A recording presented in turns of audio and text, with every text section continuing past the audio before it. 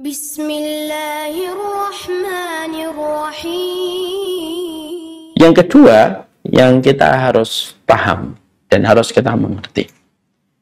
Di dalam proses kita, di dalam kita berteman, dan di dalam kita bersahabat yang kita niatkan semata-mata karena Allah. Yang kedua itu adalah ada proses saling menasihati, terutama ketika terjatuh kepada sebuah kesalahan di antara mereka yang telah menjalin persahabatan karena Allah. Dan mereka itu saling mengingatkan. Jadi kalau sebuah pertemanan, kalau diniatkan karena Allah, itu tidak membiarkan kemaksiatan terjadi di antara mereka. Tapi mereka itu saling menjaga dan mereka itu saling menarik. Makanya dalam bahasa Arab, sahib dengan sahib itu dekat. Sahib itu teman, sahib itu menarik. Karena apa kok kalimatnya berdekatan, sahib dengan sahib? Ya karena secara filosofnya, teman itu biasa menarik. Kalau temannya baik, yang menarik pada kebaikan. Kalau temannya buruk, menarik pada keburukan. Sahib, sahib. Makanya akhirnya salah satu pilar di dalam kita memaknai bahwasanya pertemanan ini sudah dicelup dengan celupan Allah yang menjadi tujuan di dalam pertemanan ini, maka mereka itu harus saling menasehati. Terutama ketika mereka terjatuh kepada salah satu kesalahan. Kamu bisa kamu bisa jujur apa adanya gitu. Kamu bisa ketawa, kamu bisa ngomong jorok gitu sama teman kamu itu. Tapi kalau hanya pertemanan itu hanya membuka sisi apa adanya kita tanpa ada perubahan dan kebaikan yang kita dapatkan, ya maaf. Kalaulah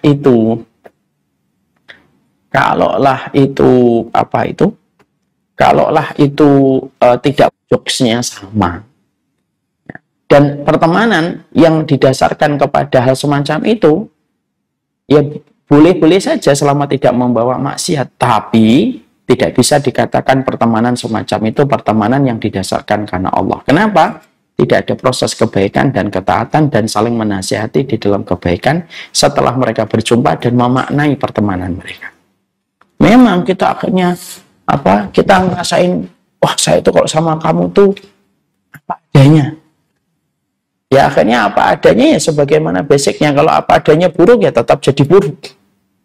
Saya kalau ngomong sama kamu tuh ngomong apa saja itu nggak mikir saya. Nah, itu belum tentu itu baik. Belum tentu itu. Makanya itulah yang menjadikan kita akhirnya memahami bahwasanya pertemanan yang baik, yang didasarkan dan sudah dicelup atas nama Allah, setiap pertemanan yang sudah dicelupkan atas nama Allah, ada proses saling menasihati. Dan proses saling menasihati di antara teman-teman yang sudah saling berhubung karena Allah, proses saling menasihati itu bagaimana? Proses saling menasihati itu dengan dua komponen penting. Satu, yaitu dengan sabar. Dua, ketika menasihati dengan cara yang ini juga tidak boleh terpisah. Ini tidak boleh terpisah. Ya. Mari kita ambil sebuah kisah nyata dari kehidupan para sahabat untuk menggambarkan tentang masalah ini. Ada seorang sahabat Nabi yang dipersaudarakan oleh Nabi dengan Abu Darda. Salman Al-Farisi dengan Abu Darda. Ketika Rasulullah mempersaudarakan mereka di atas mahar keimanan, maka pada satu waktu Salman Al-Farisi mendengar.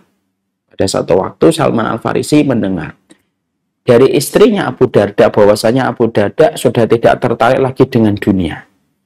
Malamnya sholat malam, tidak pernah menjamah dirinya sebagai istrinya. Siangnya selalu puasa, dan itulah yang dilakukan. Sampai akhirnya istrinya, Abu Darda, merasa suaminya tidak lagi membutuhkan dirinya dan tidak ada lagi hajat kepada dirinya. Salman Al-Farisi ketika mendengar apa yang disampaikan istrinya Abu Darda, Ummu Darda, maka beliau berusaha untuk bertabayun, cek dan recheck, serta cross-check. Maka beliau, Salman Al-Farisi ini meminta izin. Salman Al-Farisi ini datang kepada Abu Darda dan meminta izin bahwasanya pada malam ini dia ingin bermalam di rumahnya Abu Darda. Contohnya Abu Darda mengizinkan karena Salman Al-Farisi adalah saudaranya yang dipersaudarakan Rasulullah kepada dirinya. Habis Isya, maka mereka pulang antara Salman Al-Farisi dengan Abu Darda. Ketika Salman Al-Farisi dengan Abu Darda pulang, baru sekejap mereka tertidur, baru sebentar di awal malam. Abu Darda yang belum tidur sebentar langsung bangun untuk ingin melaksanakan sholat. Pada saat itu Salman Al-Farisi sudah menunggu dalam kondisi terjaga. Ditarik tangannya Abu Darda, tidur. Lalu Abu Darda menjawab, saya ingin sholat, tidur dulu. Saya ingin sholat, iya tidur dulu. Akhirnya Abu Darda tidur.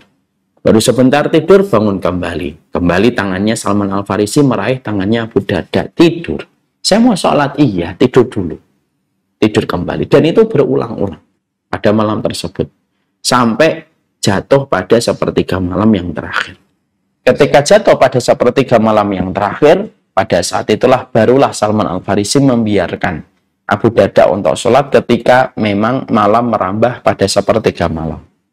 Pada saat itulah Abu Darda sholat malam, Salman Al-Farisi pun ikut sholat malam pada malam tersebut. Lalu subuh mereka menuju ke Masjid Nabawi, setelah itu mereka pulang. Dan ketika mereka pulang, maka pada saat itu Salman Al-Farisi disuguhi sarapan. Pada saat itulah Salman Al-Farisi ngajak Abu Darda, ayo makan, saya puasa. Makan, ayo saya puasa. Saya tidak makan kalau kamu tidak makan. Akhirnya Abu Darda ikut makan. Setelah mereka selesai sarapan, disitulah akhirnya Salman Al-Farisi memberitahu kepada Abu Darda bahwasanya segala sesuatu ada haknya. Dan kamu harus memberikan setiap segala sesuatu itu ada haknya masing-masing. Peristiwa ini sampai ke telinga Rasulullah. Dan perhatikan jawaban baginda Nabi SAW. Nabi mengatakan, wa inna li nafsika, wa inna li rabbika alika haqqan, wa inna li nafsika alika haqqan, wa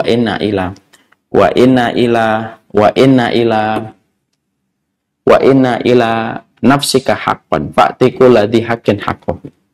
Maka pada saat itulah, yaitu Rasulullah berkomentar, sesungguhnya pada dirimu, sesungguhnya pada diri Allah, dirimu ada haknya, ada haknya. Sesungguhnya pada diri Allah kamu ada kewajibannya, pada keluargamu kamu ada kewajibannya, dan kepada dirimu kamu juga ada kewajibannya, dan berikanlah segala sesuatu sesuai dengan haknya masing-masing dan kewajibannya masing-masing.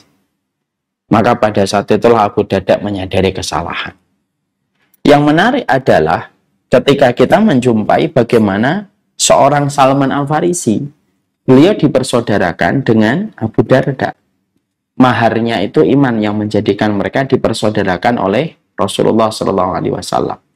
Yang menarik adalah ketika Salman Al-Farisi menjumpai bahwasanya Abu Darda ada satu kekeliruan, malamnya tidak tidur, siangnya tidak pernah berbuka, lalu tidak pernah menjamah istrinya, maka Salman Al-Farisi tidak mendiamkan.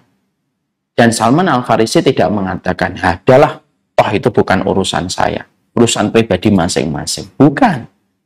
Orang yang mencintai karena Allah itu, mereka sadar betul bahwasanya pertemanan ini tahu mau dibawa kemana arah pertemanan ini. Ketika mereka sadar mau dibawa kemana arah pertemanan ini, yaitu menuju kepada Allah, itulah yang menjadikan mereka tidak saling diam, tapi saling mengingatkan. Salman Al-Farisi tidak diam, Abu Darda pun tidak suudzon dan tidak berburuk sangka dengan apa yang dilakukan Salman. Dan akhirnya dari peristiwa itu keluarlah hadis Nabi SAW. Nah, itu memberikan kepada kita, begitulah sejatinya pertemanan kalau sudah diceluk karena Allah. Jangan diam. Ya, jangan diam saja. Kalau pertemanan hanya ketawa-ketawa, lalu bisa menjadikan diri kita apa adanya, tapi setiap ada kesalahan kita diam, itu namanya bukan pertemanan karena Allah. Itu pertemanan karena kecocokan, bukan karena Allah. Karena pertemanan karena kecocokan dan pertemanan karena Allah itu dua hal yang berbeda. Ya namanya berteman karena cocok, ya setiap orang pasti memiliki teman yang dia cocok. Tapi pertemanan karena Allah itu grade-nya lebih tinggi daripada pertemanan sekedar cocok. Akhirnya dia ketika pada saat itu, dia mengingatkan, dia meluruskan gitu tentang saudaranya itu. Apabila ada sesuatu kekeliruan yang terjadi di antaranya. Lah, di dalam mengingatkan saudaranya, maka sesungguhnya di dalam mengingatkan saudaranya itu, maka ada dua hal yang harus diperhatikan. Jangan mentang-mentang kita sudah berteman lama, lalu kita mengingatkannya dengan cara yang kasar. Oh, tidak bisa. Tidak bisa kayak gitu. Maka cara kita mengingatkannya itu ada dua yang harus selalu kita perhatikan. Yang pertama, cara kita mengingatkannya itu adalah dengan cara yang lembut. Karena apa? Kalau kamu sama temanmu yang biasa saja, kamu mengingatkannya dengan baik, terlebih lagi temanmu yang sudah kamu cintai karena Allah. شكرا هديت قلبي شكرا